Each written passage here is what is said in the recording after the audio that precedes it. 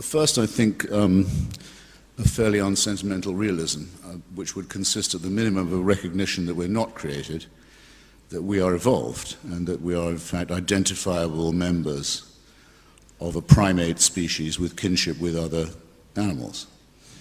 Some people don't like to believe this, or think it would be unpleasant if it was true, but it just is. So we may as well deal with that.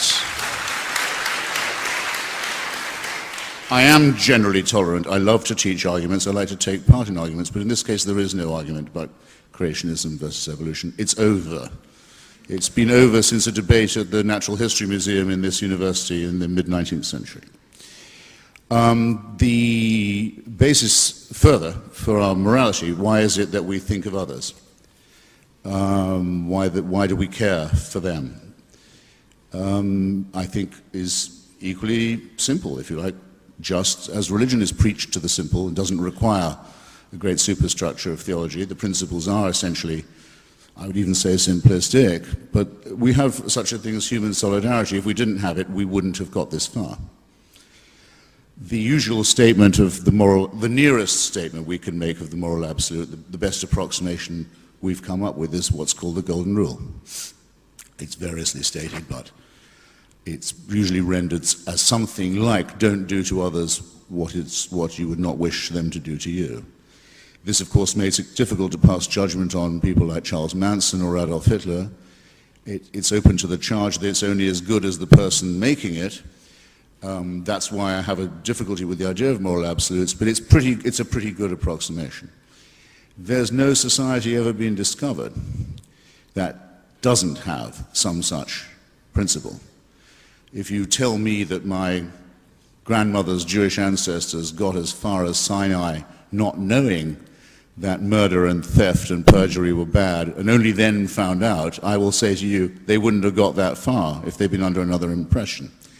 There has been no revelation of this. It doesn't come from on high. It's innate. It's one of the things that makes up for being a primate. There are some people who don't have it, but we call them psychopathic. And we have to reason it.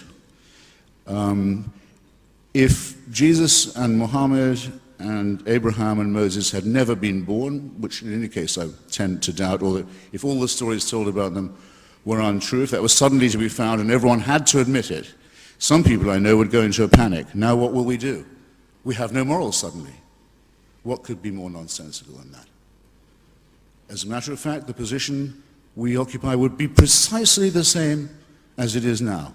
If none of these texts had ever been written, if none of these supposed utterances had ever been made, we would still have to reason together about how to treat one another, about how to build a just city, and about how to have irony and a sense of humor.